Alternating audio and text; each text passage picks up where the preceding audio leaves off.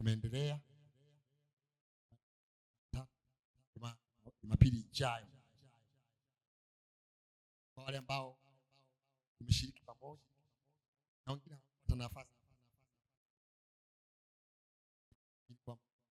Mungu ametutembelea kwa namna pekee. Hebu nyosha mkono kama umejisikia kubarikiwa kama maombi hapa. Haleluya. Naamini Mungu amegusa kwa namna fulani. Tuna level kutoka utukufu kwenda utukufu mwingine. Tunaanza kumuona Mungu kwa tofauti na zamani ambapo Mungu tulikuwa tunamuona. Neno la Mungu linasema kwamba nikaribieni nami nitakukaribia. Tuna pamoja. Kwa njia moja ambayo tunaweza kumkaribia Mungu ni kwa njia ya maombi, na hasa maombi na kufunga.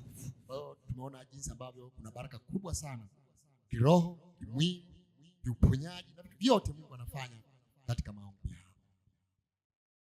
Na kama ulikuwa hujaingia, basi hujachelewa. Tunaweza kuanza pamoja kesho. Kama ulikuwa hujaanza kufunga na kumtafuta Mungu, naamini kwamba kufunga kuna nguvu za pekee. Kama ulikuwa hujaanza kumtafuta Mungu kwa namna hiyo, unaweza kuingia kesho, tumalize wote Jumapili. Nafikiri itakuwa baraka kubwa mbele za Bwana. Haleluya. Amen. Naomba unibadilishie Biblia hii.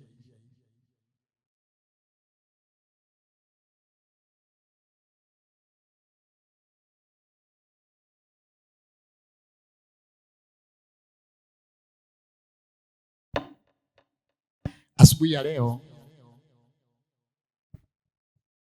tutakuwa na neno la Mungu, lakini baadaye tutakuwa na maombi kwa muda wa kutosha. Lakini kama una shida yoyote, kabla hatujamaliza maombi, shida yako itaishia hapa leo. Haleluya.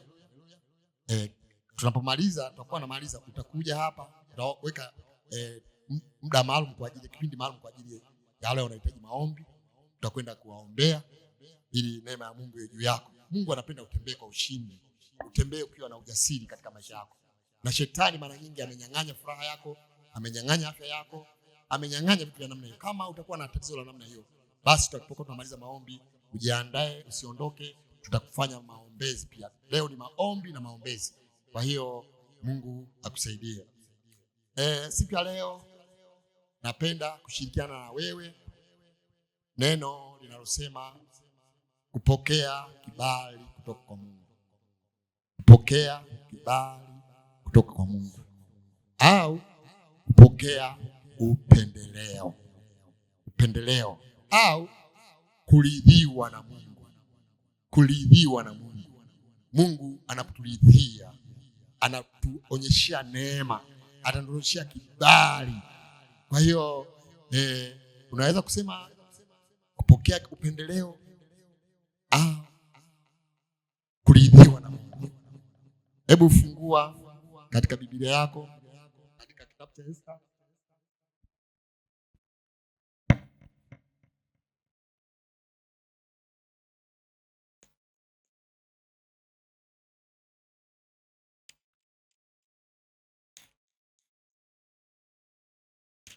Kitabu cha Esta, lakini naona wasomaji wananisaidia zaidi haraka. Naomba asome mmoja hapo, itakuwa rahisi zaidi. Mimi nitasoma mstari wa kwanza. Umepata? Msomaji mzuri.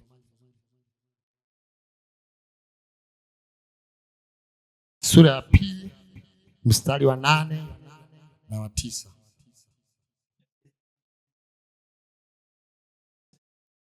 Basi ikawa iliposikia mfalme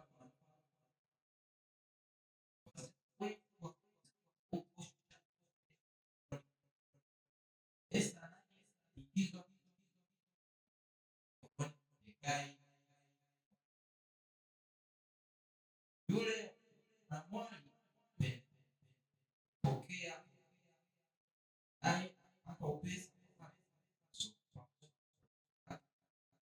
kazi saba pia sheria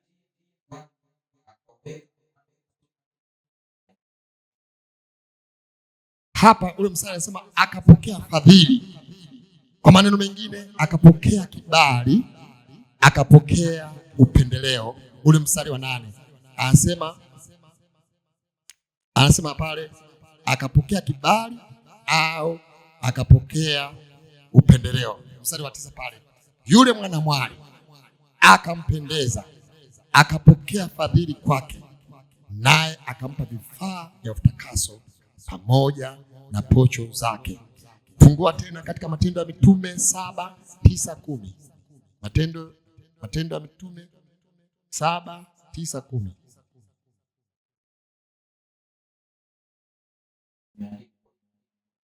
Wale wazee wetu wakimwonea Musa, Mungu hapa toa zote kafikiri Farao wa Misri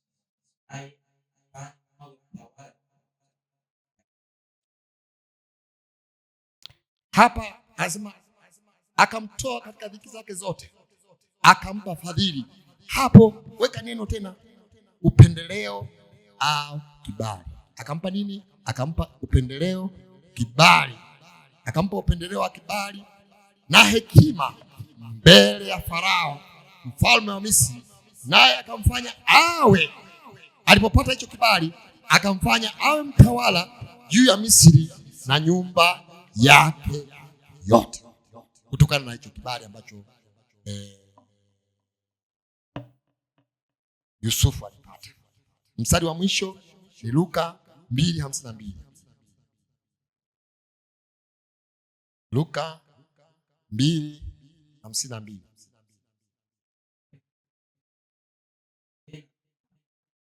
naye Yesu kuendelea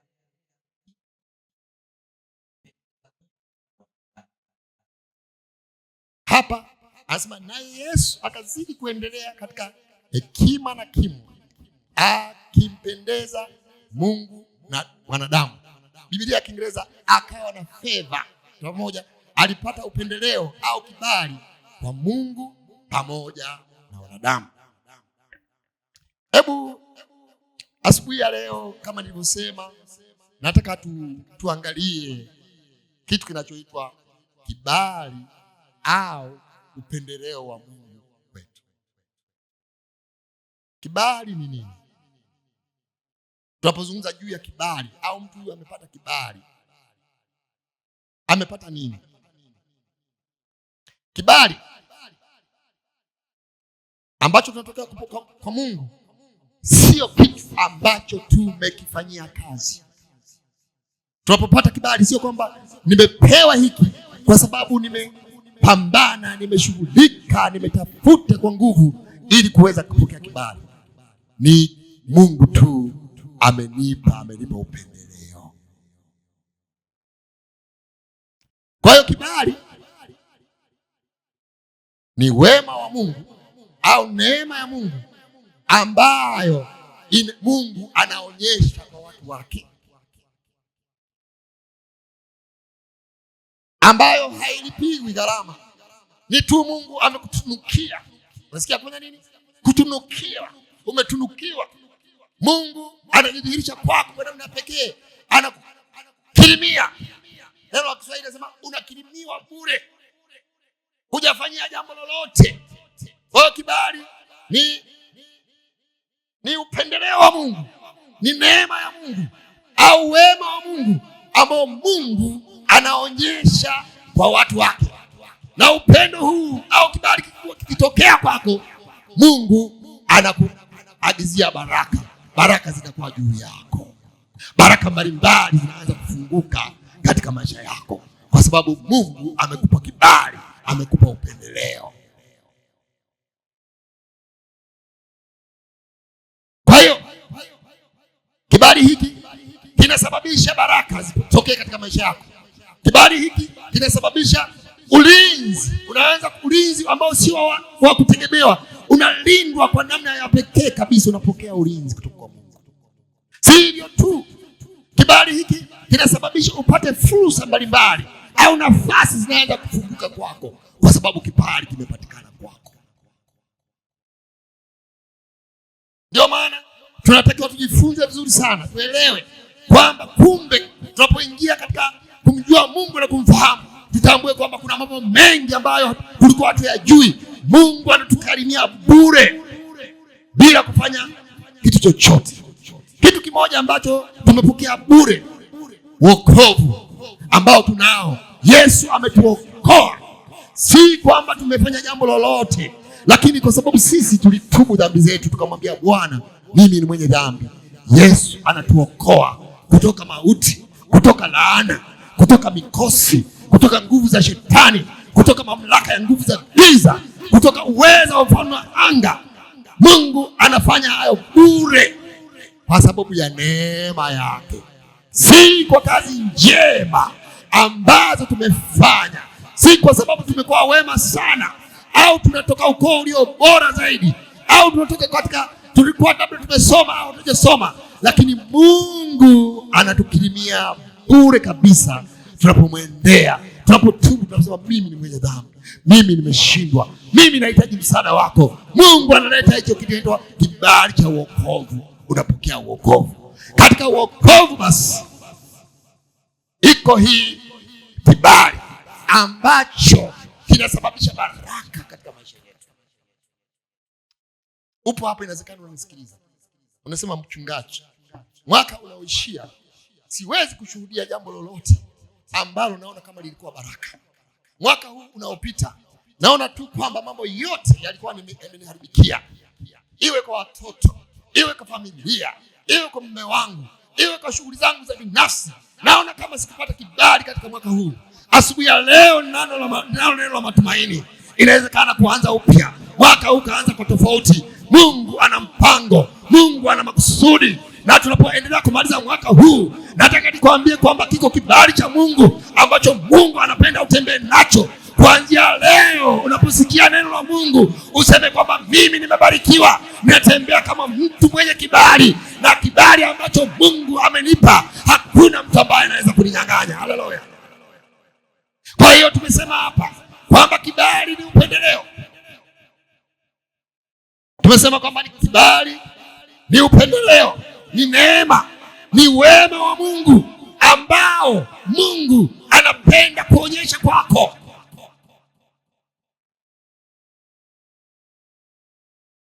Haleluya! Ni rehema ya Mungu ambayo Mungu anapenda kudhihirisha katika maisha yao. Unajua watu wengi wakati mwingine wanapomwendea Mungu wanamwona Mungu ni Mungu ambaye ni mkali, lakini asubuhi ya leo nataka kuambia kwa Mungu imejaa rehema, kwa Mungu umejaa uaminifu, kwa Mungu umejaa msaada, kwa Mungu umejaa kimbilio, kwa Mungu umejaa amani na furaha. Kwa Mungu tunapomwendea anapenda kuleta matumaini katika nyakati ambazo wengi wamekata tamaa, katika nyakati hizi ambazo watu wengi wamevunjika moyo, katika nyakati nyingi hizi ambazo watu hawaoni pa kwenda. Lakini nataka kusema kwamba kwa wale ambao wamegundua siri, kwa wale ambao wamegundua kusudi la Mungu katika maisha yao, wanaanza kuangalia kwa tofauti, kwa sababu Mungu ni msaada, Mungu ni kimbilio, na anataka aonyeshe upendeleo mkubwa kwako.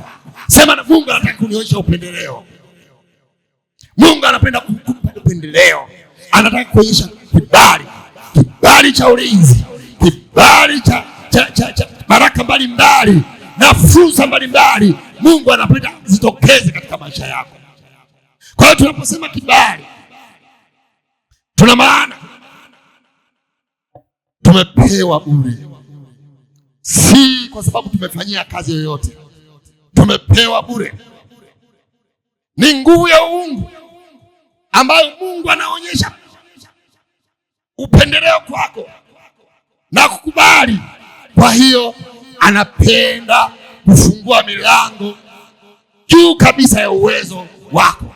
Anapenda kufungua milango juu ya vile ambavyo umewahi kufikia. Tumesoma katika kitabu cha Esta, tumesoma juu ya binti anaitwa Esta. Esta alikuwa yatima,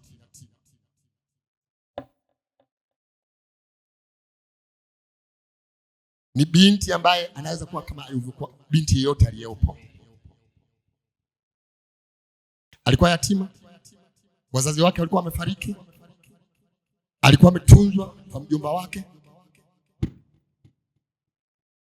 kwa miaka mingi. Likatokea tangazo baada ya mfalme wa Ajemi mke wake alipomwasi. Kwa hiyo mfalme akawa hajapata mke, akawa anatafuta mke. Kwa hiyo likatokea tangazo kwamba anatakiwa malkia atakayebadili nafasi ya yule mwanamke ambaye amefanya maasi kwa mfalme. Kwa hiyo maelfu ya mabinti katika mikoa yote ya ufalme wa Ajemi wakajiandikisha. Kila mtu alikuwa anapeleka mtoto wake. Mordekai ambaye alikuwa ndio mjomba wa Esther akamchukua Esther akampeleka. Hebu imagine, walikuweko kama watu 1000 au zaidi, wote walifika mbele za mfalme kuchaguliwa. Lakini uchaguzi ulipokuja, tumesoma katika mstari chache. Uchaguzi ulipokuja akachaguliwa Esther. Haina maana alikuwa bora kuliko watu wengine, lakini ndaloelewa alikuwa Mwebrania namba 1. 2, alikuwa amelelewa akimcha Mungu. Haleluya! Hizo sifa mbili tu kwa pamoja. Haleluya! Kwanza, alikuwa Myahudi. Wayahudi walikuwa hawaabudu miungu mingine, walikuwa na muabudu Mungu pekee. 2, huyu zaidi ya kuwa Myahudi, lakini alimcha Mungu sana, kwa sababu tunaposoma habari zake huko mbele tunaona kwamba alijua kufunga na kutafuta uso wa Mungu na kujua kwamba Mungu ndiye msaada wake. Lakini zaidi ya hapo alikuwa na faida nyingine. Alikuwa na mjomba mwenye maono anayemjua Mungu vizuri, na yeye ambaye alifahamu mapenzi ya Mungu na kujua nyakati na majira. Kwa hiyo huyu binti katika watu wengi alipotokeza, Mungu akafunika uso wake ukawa mzuri kuliko malaika. Tupo pamoja? Kilichotokea nini? Alikuwa kama wengine, lakini upendeleo wa Mungu ulionekana. Yule aliyekuwa anachagua tumeambiwa ni Hegai, sivyo? Huyo Hegai alipomwangalia, tupo pamoja, alipomwona akasema anamtaka huyu. Haleluya, haleluya. Sidhani kama alikuwa tofauti na watu wengine, lakini uvuli wa Mungu, upendeleo wa Mungu, kibali cha Mungu kilimfunika. Hebu sema kibali cha Mungu kilimfunika. Haleluya. Wako watu wengine hapa wamefunikwa na kibali, wamefunikwa na mavazi mengine. Tupo pamoja? Watu wanapokuona hawakuoni kama ulivyo. Tupo pamoja? Wanakuona tofauti kwa sababu shetani anawezekana amefunika, amekugubika. Hebu sema umegubikwa. Unafunikwa, watu wanapoangalia. Inawezekana unasema, mtu anasema nikitembea tu watu wananichukia. Nikifanya hivi na kuchukia. Nikifanya hivi naona anasema ondoka. Anasema acha. Nikifanya hivi anasema acha. Naona kama sina kibali kwa watu. Tupo pamoja? Kuna uvuli umekufunika. Hebu sema kuna uvuli umekufunika. Tunapoona watu wanamnea, kuna uvuli umefanya nini? Umewafunika.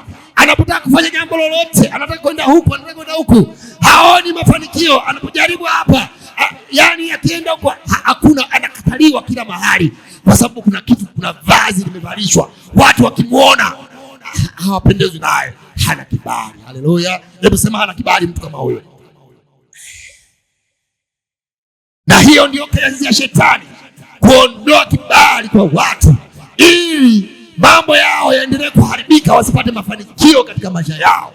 Asubuhi ya leo tunakwenda kinyume kabisa na kila roho yoyote ambayo inafunika, ambayo inazuia imekuzuia, ambayo imekufunika kokote unakokwenda, huoni kabisa, kwa sababu kibali kimeondoka, au shetani amekipaka kibali kibaya ndani yako ambacho kinazuia kusudi la Mungu na upendeleo wa Mungu usikutembelee. Tunazungumza asubuhi ya leo kuhusu upendeleo au kibali cha Mungu. Kwa hiyo tunaona Esta alipochaguliwa, Biblia inasema kwamba akaanza kuandaliwa kwa ajili ya kuwa malkia, awe mtu wa pili. Unasikia, awe mtu mkuu wa pili katika nchi ya nini? Katika Uajemi yote. Haleluya! Kunakuwa na mfalme, kunakuwa na malkia. Ni mtu muhimu, ni mtu wa maana. Kwa hiyo katika maamuzi ya kifalme, kwa sababu amepata kibali, akapata nafasi, akapata fursa hiyo ambayo ni fursa kubwa kwa sababu ya kibali cha Mungu. Je, unaweza kusema alifanya kazi, alikuwa amesoma sana? Hapana. Alikuwa na sura nzuri kuliko watu wengine maelfu hawa? Hapana. Alikuwa na nini cha zaidi? Hapana. Lakini kibali cha Mungu kilimfunika. Haleluya! Hebu sema kibali cha Mungu. Kibali cha Mungu kimemfunika. Baada ya kupata kibali, hakuwa Esta yule, akawa malkia, na zaidi ya hapo, yani akabadilisha nafasi yake. Unapokuwa umepokea kibali, lazima kikuhamishe kutoka nafasi nyingine kwenda nafasi nyingine, nafasi ya baraka na kwenda nafasi nyingine utukufu zaidi. Mungu, unapopata kibali cha Mungu, ina maana milango inafunguka, milango inafunguka. Naamini kwamba ni maombi yetu asubuhi ya leo kwamba Mungu afungue milango kwa kina baba, afungue milango kwa mabinti, afungue kwa milango kwa kina mama, afungue milango kwa watoto, afungue milango yoyote ambayo adui amekuwa akifunga kwa njia ya kibali, akufungulie mlango uanze kuona kwa upya. Nataka uone macho yako kwamba macho yangu yanataka kuona. Naona Mungu anafungua milango, naanza kuziona fursa tofauti kwa sababu Mungu anafungua milango kwa ajili yangu. Hebu sema, anafungua milango kwa ajili yangu. Unapopata kibali, Mungu anapenda kufungua milango iliyofungwa na makufuri, iliyofungwa kwa muda mrefu, iliyofungwa na makufuri makubwa, iliyofungwa na pero. Kufuri zetu pero sijui zile amefungwa kwa hizo kufuri. Lakini nataka asubuhi ya leo, kibali cha Mungu kinapotembea juu yako, Mungu anakufungulia milango isiyo ya kawaida katika maisha yako. Haleluya, haleluya, haleluya. Kwa hiyo kibali kinapokuja kwako, kinafungua milango. Tunaona akabadili nafasi kutoka kuwa yatima na kuwa malkia wa ufalme mkubwa wa Uajemi.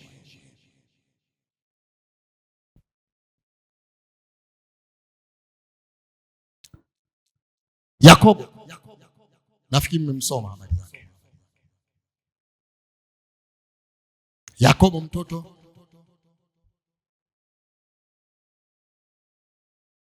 wa nani? Wa Isaka. Ni mtu katika Biblia aliyetembea na baraka na kibali na upendeleo wa Mungu. Hebu nisimame kidogo. Tunaposoma Biblia juu ya habari za watumishi wa Mungu au watu mbalimbali katika Agano la Kale na kuona matendo yao na jinsi Mungu alivyotembea nao, kama walibarikiwa, hata sisi tuna haki ya kudai baraka. Kama walifunguliwa, hata sisi tunaweza kutembea katika miguu yao. Kwa hiyo tunaona hapa huyu Yakobo alikuwa, alipozaliwa, alipokuwa, Biblia inasema kwamba kitu alichopokea wakati anamwaga baba yake Mungu baraka, baba yake Isaka aliweka mkono akasema, ubarikiwe unakokwenda. Neema ya Mungu, upendeleo wa Mungu, ukuu wa Mungu, mamlaka ya Mungu, ufunuo wa Mungu na vyote vinavyotoka kwa Mungu viwe juu yako. Yakobo akaondoka. Tupo pamoja? Aliondoka na fimbo. Tupo pamoja? Aliondoka nani? Lakini Haleluya. Alipokuwa anatembea anasema nimebarikiwa. Haleluya. Alipokuwa anakwenda anatembea anasema nimebarikiwa. Na hata wewe asubuhi ya leo unapotembea utembee kwamba kwa sababu umempokea Yesu, kwa sababu muamini Yesu, tembea kama mtu aliyebarikiwa. Haleluya. Tembea kwa ujasiri kwamba Mungu amenibariki, sio Mungu amenilani. Mungu ameahidi kukubariki. Mungu ana makusudi ya kufungua milango yako. Tunaambia huyu Mungu alikuwa amepokea neno la uzima ndani yake, liliingia, alilikubali moyoni mwake, akasema ndivyo ninavyoamini na ndivyo ninakubali. Kokote alikotembea akasema mimi nimebarikiwa. Mkono wa Mungu uko juu yangu, uwezo wa Mungu uko juu yangu, baraka ya Mungu ziko juu yangu, neema ya Mungu iko juu yangu, kibali na upendeleo wa Mungu uko juu yangu. Ndivyo alivyoondoka. Lakini alivyoondoka hakuondoka na ng'ombe, hakuondoka na mali zozote, wala hakuwa na fedha zozote. Aliondoka na kablangeti kake na fimbo tu, aliondoka nayo. Haleluya. Ndio aliyokuwa nayo na ndio alitembea nayo. Ukisoma habari zake mpaka mwisho alipofariki, alikufa akimwabudu Mungu huku akiegemea hiyo fimbo tu, na hiyo ndio mali yake alikuwa nayo. Kwa hiyo mtu huyu mtu ambaye baraka za Mungu zilikuwa juu yake akatembea hivyo. Biblia inasema kwamba alipofika mahali, akafika mahali penye jiwe, mahali fulani, akafika pale penye jiwe, ilikuwa usiku, akawa amelala. Lakini alikuwa mtu wa ajabu sana. Anasema akachukua jiwe ndiye akaweka kama mto, akaegemea kwenye mto na akalala usingizi. Biblia inasema usiku alipokuwa amelala, ghafla akaona maono, akaona ngazi. Hebu sema akaona ngazi. Haleluya. Akaona ngazi imetoka pale alipo inaenda mpaka kule juu mbinguni. Haleluya. Akaona ile ngazi, alikuwa amelala mahali pale. Huyo mtu ameondoka kule kwa baraka za Mungu. Nataka kusema mtu ambaye ameokoka, mtu ambaye anajielewa, anapotembea ana uhakika na kile anachoamini, ana uhakika na Mungu wake. Kuna watu wengine hapa sijui wanasema labda Mungu wa mtu fulani. Hapa sio Mungu wa mchungaji au wa mke wako au nani. Anajiamini kwamba ni naye Mungu wangu. Nataka kusema ukitembea na Mungu huyo ambaye unaweka ndani yake, kuna maajabu ambayo yanatokea katika maisha yako. Haleluya. Huwezi kutembea kama mtu mnyonge. Biblia inasema kwamba alipoamka aliangalia, akaona malaika wanashuka na kupanda kwa ngazi, wakileta baraka na kushusha baraka, wakileta baraka na kushusha baraka. Akasimama pale. Alipoamka akasema mahali hapa panatisha kama nini. Anasema nitatoka huko, nitakaporudi hapa tena nitakutolea fungu la 10. Nikiwa nimetoka huko nimebarikiwa, nitarudi tena hapa. Mahali hapo panaitwa Betheli, mahali pa ibada, mahali ambapo uwepo wa Mungu na uwezo wa Mungu ulionekana katika maisha yake. Akasema nikirudi huko nitamtolea Bwana fungu la 10. Na akapaka mafuta lile jiwe aliyekuwa amelalia, iwe kumbukumbu ya ahadi yeye na Mungu kwamba ameona Mungu. Hiyo ndio hatua ya kwanza ambayo Mungu alijidhihirisha kwake, alijionyesha kwake. Mtu aliyepata kibali, Mungu anajidhihirisha kwake. Haleluya. Mtu mwenye kibali cha Mungu ana uhakika na Mungu wake, kwa sababu Mungu anajidhihirisha kwake. Unapenda Mungu atawale nyumba yako, unapenda madhihirisho ya Mungu katika nyumba yako. Mungu anapenda kujidhihirisha kwa mtu ambaye ameamini, amebarikiwa, akajidhihirisha kwake. Tunaona akaondoka, akafika kwa jomba Labani. Lilikuwa jitu lenye bidii. Haleluya. Lakini baraka zimemwandama, hana kitu. Akaanza kufanya kazi kwa sababu ya kibali cha Mungu kilikuwa juu yake. Kila alichofanya kilifanikiwa. Hebu sema nini? Kila alichofanya nini? Kwa nini alifanikiwa? Kwa sababu kibali cha Mungu kilikuwa juu yake. Ndio maana tunahitaji kuomba kibali, tutembee katika kibali, ili katika yale yote ambayo tunataka kufanya, katika yale ambayo tunataka Mungu afanye katika maisha yetu, yawezekane. Haleluya. Shetani kwa muda mrefu amekuhubiri kwa sababu kila siku unaangalia kwenye TV, unaangalia kwa majirani, habari ambazo utasikia ni habari za watu kukosa mafanikio, ni habari za watu wanaopata taraka, ni habari ambao wanaovunjika moyo, ni habari za watu wanaokunywa sumu, ni habari ambazo wamekata tamaa, ni habari za watu wanaofilisika, ni habari ambao wana matumaini, ni habari za watu waliofeli katika muda mwingi ambao unatembea na watu na wakuta watu ambao mambo yao yameanguka. Lakini asubuhi ya leo nasema kwamba iko neema, kipo kibali cha Mungu ambacho tunakwenda kuomba kwamba Mungu atembee na sisi na kibali chake. Haleluya! Alipokuwa narudi baada ya hapo,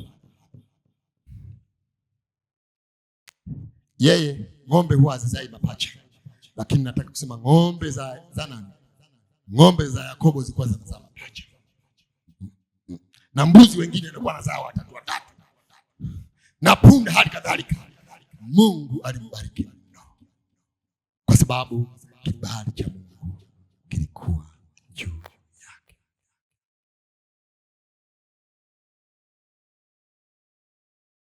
Tumesoma habari za katika kile kitabu cha Matendo, katika kitabu cha Matendo ya Mitume ule mlango wa 7 mstari wa 9, tumesoma kuwa wale wazee wetu wakimwonea wivu Yusufu wakamuuza aende Misri, Mungu akawa pamoja naye. Hebu pigia mstari ule. Mungu akafanya nini? Siri kubwa ni Mungu kuwa pamoja na wewe. Mtu mwenye hasara kubwa ni mtu ambaye Mungu hayupo pamoja naye. Huyo ni mtu mwenye hasara, amekula hasara. Anasema Mungu akawa pamoja naye. Haleluya!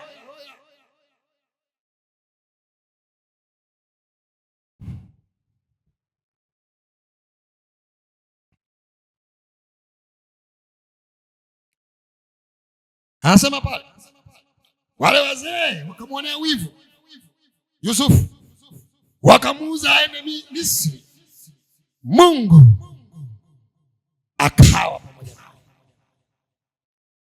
Kama ni maombi yako ya mwaka huu, pigia mstari pale, kale mstari kadogo, mwambie Mungu na kuomba katika mwaka huu ninaoanza uwe pamoja na mimi. Mwambie nikiwa peke yangu nitashindwa. Haleluya!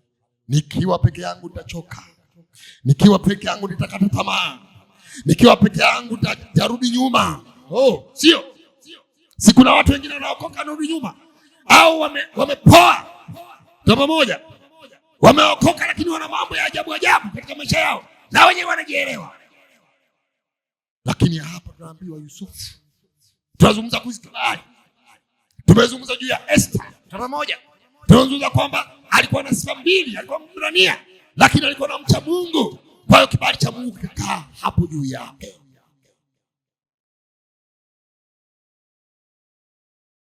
Na hapa tumesoma anasema Mungu akawa pamoja naye, akamtoa katika dhiki zake zote, akampa upendeleo, akampa fadhili, akampa hekima mbele ya Farao mfalme wa Misri, naye akamfanya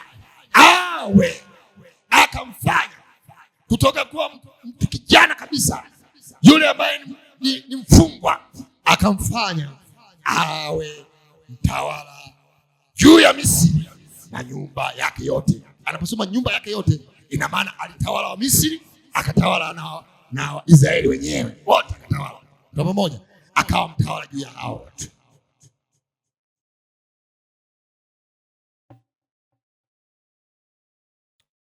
Yusufu ni mtu ambaye tunaposoma ni mfano wa mtu ambaye alipata kibali kikubwa na Mungu.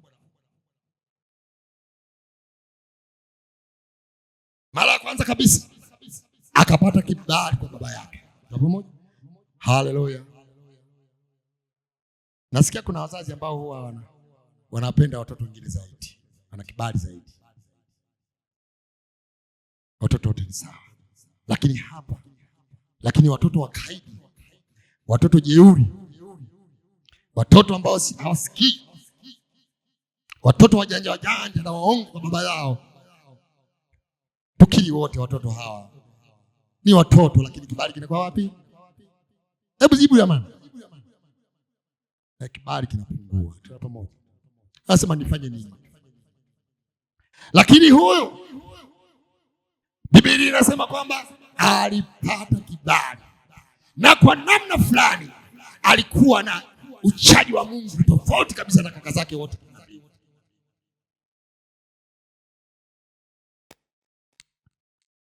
Kwa hiyo babake bila aibu kabisa akamnunulia kanzu yenye rangi nyingi. Tuko pamoja? A coat of many colors.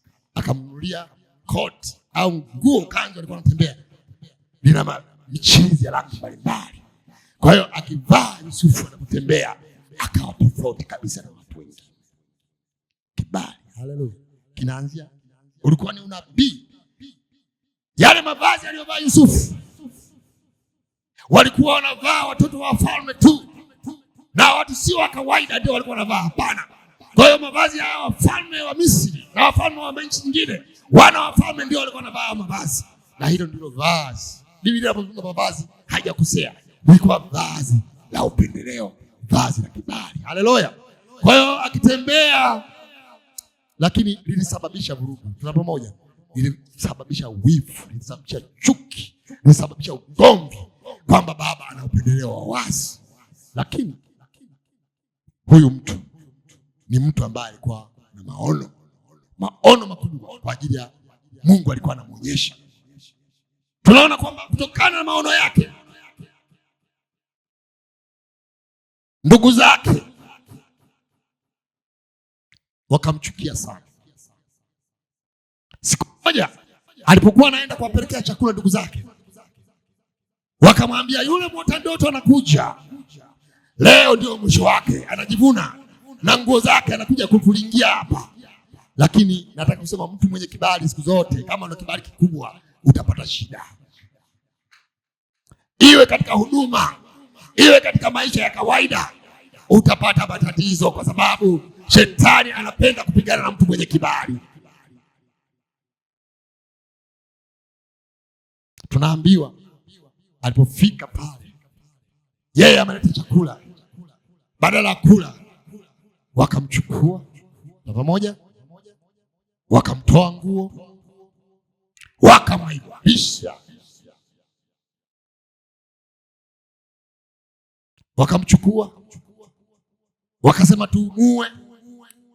Lakini kaka yake mmoja akasema hapana, hebu tumtupe kwenye kisima. Kisima kilikuwa kimekauka maji, tumtupe huko. Akasema tusipate shida au tusipate laana kwa ajili ya damu ya ndugu yetu.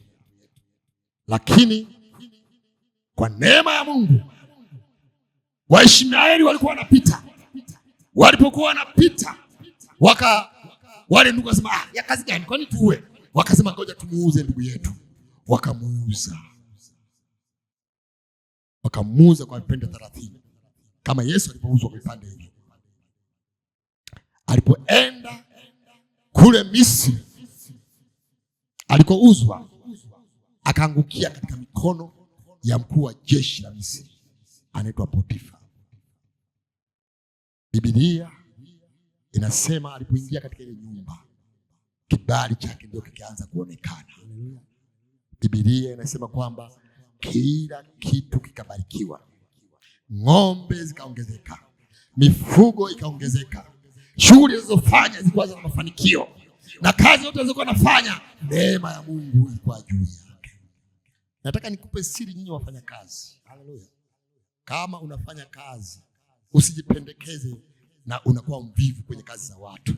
Nataka kukwambia jinsi unapojitoa, unapomtumikia Mungu kama Kristo, humo humo Mungu anakubariki na kukuinua. Haleluya. Humo humo Mungu ataanza kubariki. Nazungumza hapa na watu ambao watakuwa waaminifu kwa kazi ambazo wanazopewa, wanakuwa waaminifu kwa kazi wanazopewa. Hapa nazungumza hata wewe kama ni kazi yako mwenyewe, hata kama ni biashara, shughuli zote unazozifanya, kibali cha Mungu kitakuja utakapokuwa mwaminifu katika kazi unazofanya. Nataka nikwambie, watu wanaopata upendeleo, watu wanaopata connection, sio watu wavivu wanaochelewa, wabishi kwa bosi wao, huwa hawezi kufanikiwa katika maisha yao. Na hapa ninamhubiri mtu ambaye ameokoka, anayemjua Mungu. Unapokuwa mwaminifu, unapokuwa mtii, unapotekeleza majukumu yako kwa uaminifu, kibali, na wewe umeokoka, nataka nikwambie, Mungu atakuinua pale ulipo.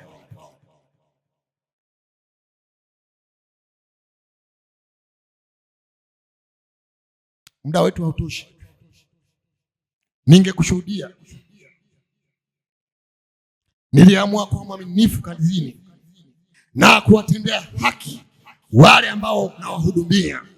Sikuwadai kitu chochote. Niliona kwamba mimi ni mtumishi wa Kristo ninapomtumikia Mungu. Niliona kama mimi ni mtumishi wa Kristo ninapomtumikia Mungu. Kwa hiyo nilipokuwa nafanya, ilikuwa kama kanisa pale, na watu wote wa mjini walikuwa napenda niwahudumie tu pamoja, kwa sababu nilikuwa nikihudumia wanajisikia furaha.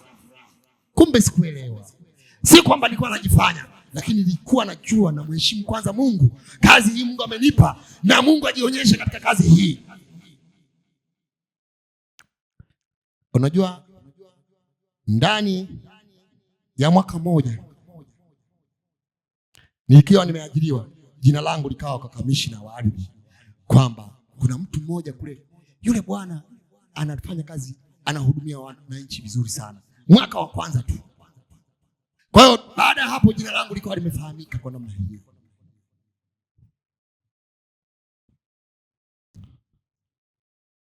Kwa hiyo nikaanza kuona pata fursa na fursa.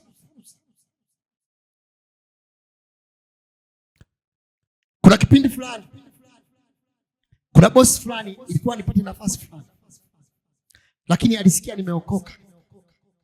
Alikuwa ni katibu mkuu, akakata jina langu, akasema alisiwepo.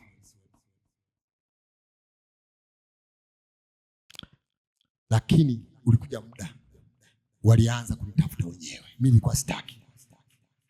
Wasema mtu huyu anatakiwa kupandishwa nafasi, apandishwe cheo. Walianza kunitafuta wenyewe, mimi nakataa. Walisema utaondoka, wasema upende usipende, fanya nini? Kuna mtu mmoja alishikilia jina langu, alisema huyu lazima tuwe pamoja. Haleluya. Natoa mfano wa maisha yangu. Nataka kusema yeyote ambaye atakuwa mwaminifu katika kazi, katika shughuli zake, katika biashara zake, atafanya kwa uaminifu kama anafanya kwa Mungu, kibali cha Mungu kitatembea pamoja naye. Na Mungu hasemi uongo, atakufanyia hivyo. Mama, ukiwa na majirani wako, mama yeyote, kibali kitakuwepo. Namna unavyoishi kama Kristo anavyoishi, Mungu ameahidi kibali kikubwa kitafunguka. Utaanza kuona connection, utaanza Mungu anakufungulia, unaanza connection, utaanza kuona Mungu anafungua baraka. Ni kwa sababu kibali cha Mungu kinatembea juu yako. Kwa hiyo tunaona, nataka niseme hapa asubuhi ya leo, kama wewe ni mtumishi katika shughuli zozote, kama wewe ni mfanyakazi mahali popote, nataka kuona watu wanabarikiwa pale ulipo. Haleluya. Baraka za Mungu zinaanza kutembea pale ulipo. Haleluya. Isiwe katika ofisi nasema hatuwezi kwenda kule. Yule mlokole gani? Wasiseme hivyo kwa mtu ambaye ameokoka, kwa sababu inazuia na kupinga kibali. Haleluya. Haijalishi kama wewe ni dereva bodaboda, wataelewa pikipiki yako. Kazi nyingi Mungu atafungua. Wakati wengine wanapokosa kazi, wanasema nataka niende na huyu, kwa sababu kibali cha Mungu kitakuwepo mahali hapo. Kama ni biashara, wanasema kwamba nataka tukanunue kwa mtu fulani, kwa sababu tutamuona, lakini kumbe Mungu ametoa kibali kwa ajili yako.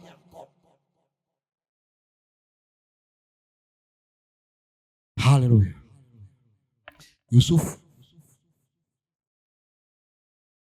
Yusufu, Biblia inasema alipoingia katika ile nyumba, baraka ziliandamana pamoja na yeye. Haleluya. Tunaambiwa katika Biblia, anasema baada ya kuonekana ni mwaminifu kabisa, na jinsi alivyo, kila kitu kinaenda vizuri, Biblia inasema kwamba Potifa akamwachia kila kitu kwa mikononi mwake isipokuwa mke wake. Haleluya!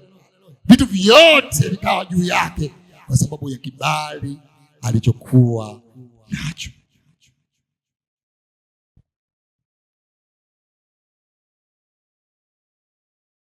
Lakini tunaona, sio lengo langu kuzungumza habari za kuondoka kwake pale kwenye nyumba ya Potifa, lakini mke wa Potifa alitaka kuzini naye kwa sababu alikuwa kijana mzuri. Lakini Yusufu alimwambia yule mwanamke, akasema siwezi kufanya jambo hilo la uzinzi kwa sababu namcha Mungu. Hebu nyosha mkono kwa sababu nini? Hebu nyosheni mkono kwa nini? Kwa sababu nafanya nini? Hebu sema siwezi kufanya uzinzi. Hebu rudia tena kwa sauti kubwa. Hebu rudia tena. Kwa sababu gani? Kwa sababu nafanya nini? Huo umekuwa mtego. Yamkini katika watu ambao wanasema Bwana asifiwe siku hizo. Ni mtego mkubwa. Haleluya. Kwenye maofisi, kwenye makazi, kila mahali. Neno hilo limesababisha matatizo makubwa. Na nataka kusema baraka zote ambazo tunazizungumza hapa zitaporomoka kwa siku moja utakapojiingiza katika mambo ya uzinzi. Lakini huyu mtu Yusufu alilinda kiroho chake, alilinda usafi wa maisha yake, alilinda kwa nguvu zote. Haleluya.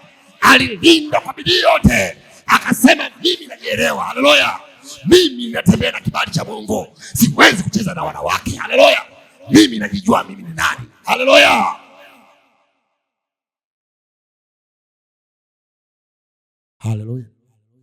Unasikia vizuri? Unasikia vizuri?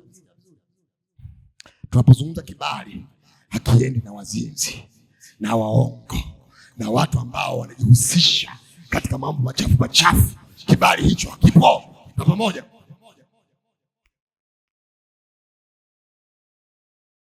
wako wengi huwa wanapenda kuombewa, wanaenda kwa manabii wanaombewa, lakini hawataki kutubu dhambi zao.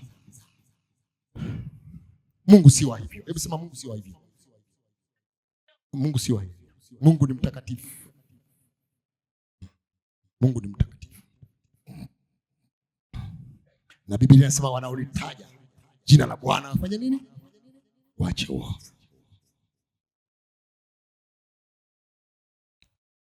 Kwa hiyo lilikuwa kosa kubwa kwa yule mama, alikuwa mzinifu. Wanawake wa Misri sio waaminifu kwenye ndoa. Hebu sema wanawake wa Misri sio waaminifu kwenye ndoa. Sio waaminifu kwenye ndoa. Alifikiri ndio tabia hizo.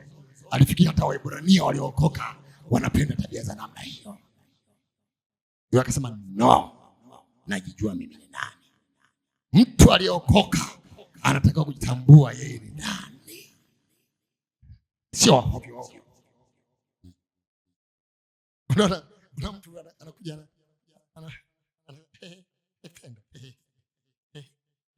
unamuona macho yake tu na midomo yake. Alafu naona chekelea. Utapoteza kila kitu. Wokovu ambao umepokea kwa gharama kubwa na kibali ambacho Mungu ameweka katika maisha yako, ameweka kwa thamani kubwa. Wokovu ambao tumepokea kwa pamoja, huu wokovu ambao Yesu amegharamia kwa damu yake, hatuwezi kuchezea ovyo ovyo. Haleluya. Tunajitambua sisi nani? Hebu sema tunajitambua sisi nani? Sema najitambua mimi ni nani? Mimi ni mwana wa Mungu. Mimi ni kuhani. Ni uzao wa kifalme.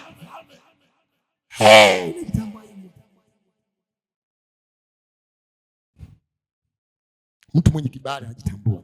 Nimekwambia kuhusu yule Yakobo alivyokuwa anaondoka, alipotembea popote baada ya kuwekewa mikono ile, alitembea popote. Lakini anasema nina fimbo, lakini ndani yangu zimejaa baraka. Haleluya.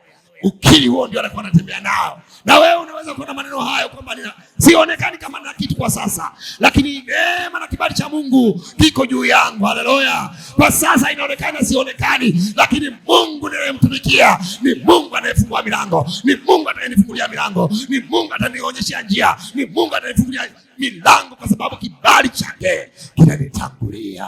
Haleluya. Biblia inatuambia Yusufu akafungwa. Haleluya. Tunasoma katika mstari fulani pale katika Biblia yetu. Soma pale mstari wa 39 mstari wa 21 katika Mwanzo. Mwanzo wa 39 mstari wa 21.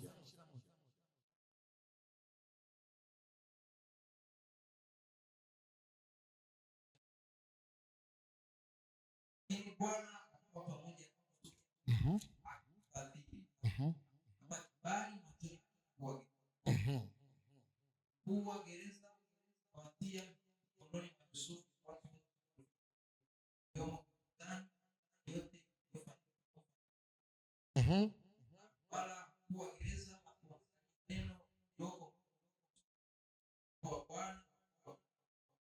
Bwana yote. Umeona, tumeanza kule katika kitabu cha Matendo ya Mitume, asema Bwana akawa pamoja naye, na hapa tumesoma sema, lakini Bwana akawa pamoja na Yusufu akamfadhili, akampa kibali machoni pa mkuu wa gereza.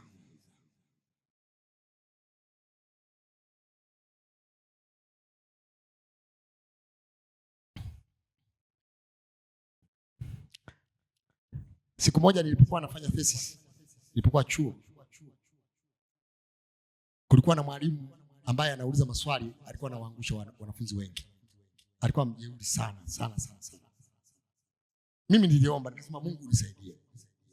Nilipoingia pale nikamwona huyo mwalimu, yeye ndiye akawa ananiuliza maswali, yeye akawa mwisho kuniuliza, akawa mwingine ambaye sikumtarajia akanipiga maswali mabaya kabisa. Lakini alisimama yule mwalimu ambaye wote wanamwogopa darasa lote, ndiye alinitetea na ndiye aliniokoa, nikafaulu kwa pamoja. Haleluya. Mungu alitanguliza kibali kwangu. Hebu kibali, mwambie ninapofanya haya yote naomba kibali chako. Haleluya. Kwa hiyo tumeona hapa baraka na kibali kilikuwa kwenye nyumba ya Potifa, na gerezani nako kulikuwa na nini? Kibali. Lakini tumesoma Bwana akawa pamoja naye. Kwa hiyo mkuu wa gereza akaacha kazi, akawa hangaiki na kazi, akasema kazi yote anafanya nani?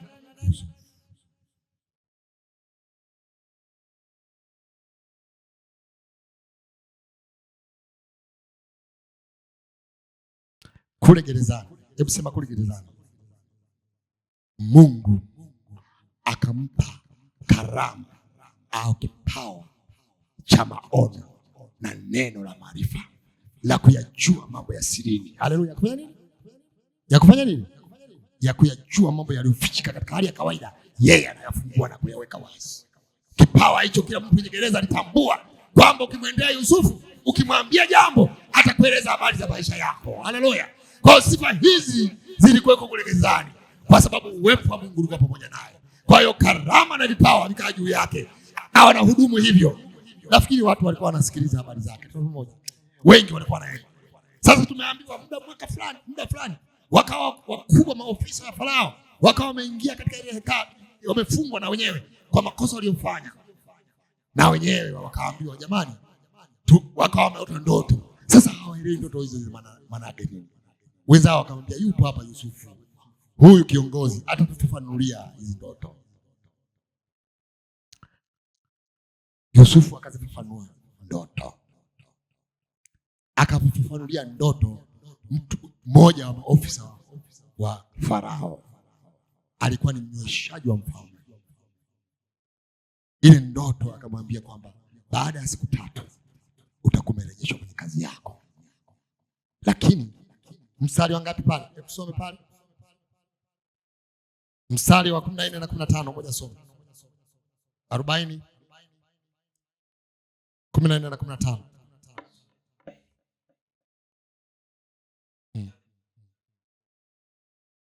Anza 13.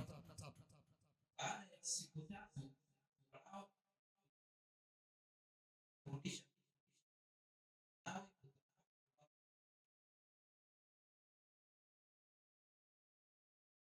Mhm. kumbuke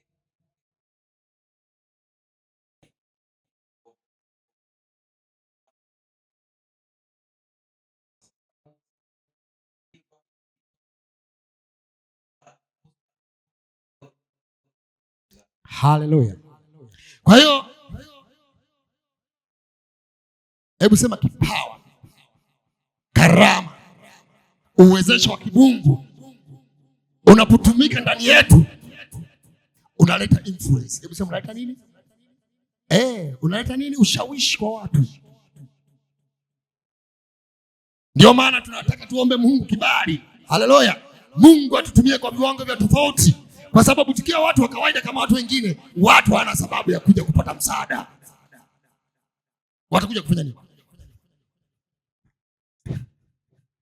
Lakini tukiwa tuna lengo letu la injili tunayohubiri na kazi yetu tunayoifanya, lazima iwe na ushawishi, na ushawishi huu unawezekana kazi na nguvu za Roho Mtakatifu zinafanya kazi ndani yetu. Kwa hiyo huyu mtu kule gerezani, watu wote walijua kwamba ni kweli ni mtu wa kawaida, lakini ana vitu vya zaidi ndani yake. Haleluya. Kwa sababu Mungu anamtumia hata katika gereza. Mungu akawa anamtumia kwa sababu ya zile karama na vipawa ambavyo Mungu alikuwa ameweka ndani yake. Kwa hiyo tunaona hapa akapata ushawishi kwa watu wote waliokuwa wafungwa pamoja naye. Na tunaona alipokutana ni neno la maarifa ndilo lilofungua fumbo la ile ndoto. Haleluya. Na lilipofumbuliwa ile ndoto, yule mtu akarudi mahali pake, lakini Yusufu akasema unikumbuke. Haleluya.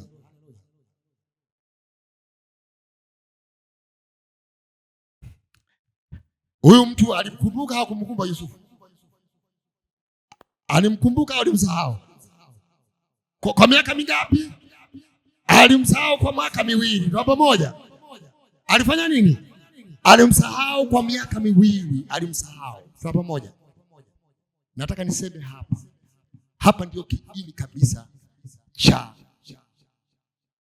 kuanza kwa huyu mtu wa mwisho. Ndiye alikuwa ameshika funguo za mafanikio ya Yusufu. Huyu mtu wa mwisho, huyu mnyoshaji mfalme alikuwa ameshika, alikuwa ni gatekeeper. Hebu sema gatekeeper.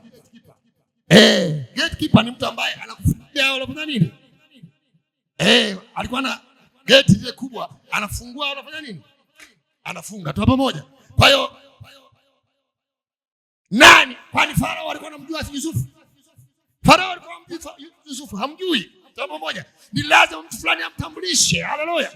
Ni lazima mtu mwingine amtambulishe. Anaitwa gatekeeper, ndio pamoja, au mlinzi, ndio pamoja. Huyu ndiye anao ufunguo wa kukufungulia katika mambo mengi. Haleluya. Ndio maana katika maisha yako unawahitaji watu hawa ambao ndio wanafungua milango mbalimbali iweze kufunguka. Mungu huwa anawatumia watu ili waweze kufungua. Anaweka vitu ndani yao waweze kufungua milango kwa ajili yako. Nyinyi watu wa maofisini mnafahamu. Wenye watu wa business mnafahamu. Tunaposema connection, ni lazima mtu ambaye anafungua milango ambaye Mungu anaweka kwa ajili yako. Kwa hiyo huyu mtu ndiye mtu pekee ambaye Mungu alimweka. Haleluya. Hebu niambie, angefunguliwa siku ya kwanza akitoka kule kwa Farao, angesema anaitwa Yusufu. Ana maono sana yule mtu. Ilikuwa haimsaidii Farao. Wakati wake ulikuwa hujafika, sivyo? Ulikuwa bado. Mpaka ulipofika wakati mtimilifu. Haleluya. Wakati huo mtimilifu ni wakati ambapo Farao anaota ndoto. Haleluya. Ile ndoto imewashinda waganga na washihiri na wote waganga wa kienyeji waliojaribu, na watu wote wapiga ramli walishindwa kufungua fungu la ile ndoto. Haleluya. Sasa ndipo anahitajika mtu. Haleluya.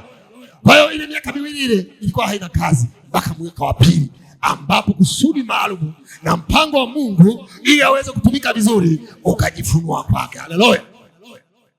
Kwa hiyo tunaona siku hiyo, haleluya, baada ya wale waganga kushindwa, wanakwenda kupata adhabu. Lakini huyu mnyoshaji akasema, nimekumbuka. Unasikia? Yuko mtu. Hebu sema yuko mtu. Haleluya. Mtu mwenye kibali. Haleluya. Ndiye atakayefungua jambo hili. Haleluya. Ndiye atakayefungua fumbo la namna hii. Yuko huko mtu. Tusome pale penye mstari ule. 41 mstari wa 9 mpaka 14. Soma pale 9 mpaka 14.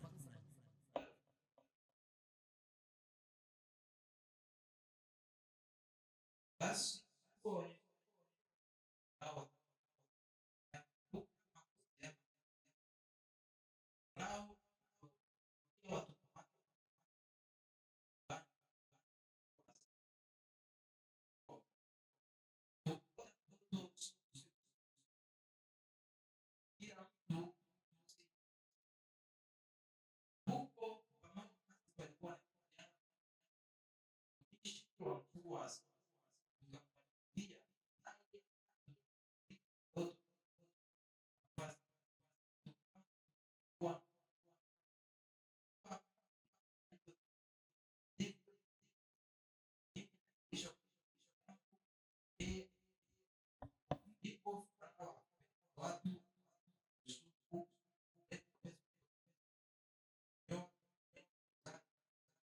Haleluya. Haleluya. Anasema kama nini? Akabadili nguo za kifungwa, yale manywele ya ovyo ovyo wakampeleka kwa kinyozi. Tuna pamoja? Mnaitaka wapi kule? Kunaitwa nini? Akapelekwa saluni. Tuna pamoja? Akatengenezwa. Kama alikuwa na nywele za ovyo ovyo wakampaka rangi kidogo ili aonekane vizuri kwa mfano. Haleluya. Na Biblia inasema yale manguo ya green yale ya kifungwa, tuna pamoja, yakaondolewa, akavalishwa vazi la utukufu. Haleluya. Kibali mbele ya mfalme. Hebu sema kibali mbele za mfalme. Nataka niseme hivi. Tunapozungumza kibali kinapitia wakati kwenye moto. Haleluya. Kibali wakati mwingine kinapitia kwenye majaribu. Haleluya. Wakati mwingine utapitia majaribu mbalimbali ya kukataliwa, ya kutwezwa, lakini kwa sababu na kibali cha Mungu, Mungu atakutoa. Hebu sema Mungu atakutoa. Haleluya. Haleluya. Kwa hiyo tunaona katika wakati mtimilifu akakumbukwa, akaletwa mbele ya mfalme. Baada ya hapo hadithi ndefu, tunaona baadaye anakuwa waziri mkuu, na kila mahali alipokwenda kazi zake zilifanikiwa kwa sababu kibali cha Mungu kilikuwa juu yake. Nimezungumza kuhusu kibali asubuhi ya leo. Nimesema kibali ni kufunguliwa milango ya fursa. Sikia, kibali, Mungu anataka afungue fursa zako binafsi. Mungu anataka afungue fursa za kanisa. Mungu anataka afungue fursa za huduma. Haleluya. Mungu anataka, tunaomba Mungu jioni asubuhi ya leo, tunataka Mungu afungue fursa mbalimbali kwa ajili yako mwenyewe binafsi. Kwa hiyo tumeona hapa anasema kwamba anafungua fursa, analeta fursa. Wakati mwingine kwa sababu na kibali, hata upinzani wa namna gani ukija, haleluya, hata kama nguo unatoka kwa shetani mwenyewe, lakini kwa sababu na kibali cha Mungu hauwezi kusimama. Asubuhi ya leo unakabiliwa upinzani gani kwenye familia yako? Asubuhi ya leo unakabiliwa na aina gani ya upinzani? Hata shetani apige manyanga, tunamoja kwa mtu mwenye kibali. Kibali, nguvu za Mungu zitamtembelea na kumshindia.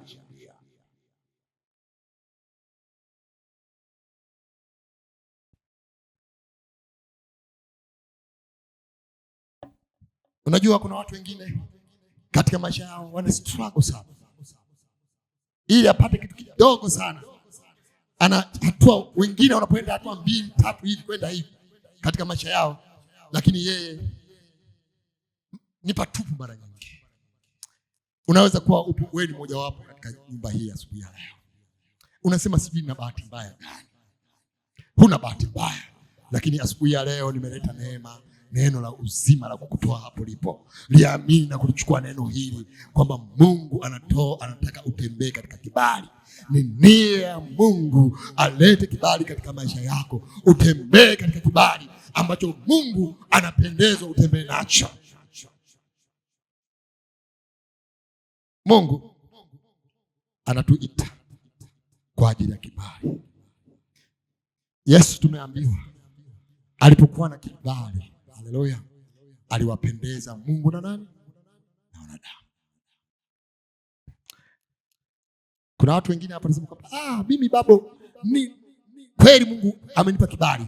Umejazwa, unafurahia maisha, una furaha, lakini tunaambiwa Yesu alifanya nini? Alikuwa na kibali mbele za nani? Za Mungu na nini? Na wanadamu. Hatukihitaji kibali cha kuwa na kibali na uhusiano na Mungu peke yake. Tuna kibali kwa Mungu peke yake, haitoshi tu pamoja. Tunahitaji na wanadamu tupate kibali kwa tunakokwenda. Haleluya. Tunapotembea tunatembea na kibali. Tunapokwenda tunatembea kibali, kwa sababu Biblia inasema kwa Yesu alipata kibali kwa Mungu na nani? Na wanadamu. Haleluya. Kwa hiyo hata sisi Mungu anapenda kutuvulika na kibali hicho. Unaweza kusimama hapo ulipo sasa. Tunakwenda kuomba.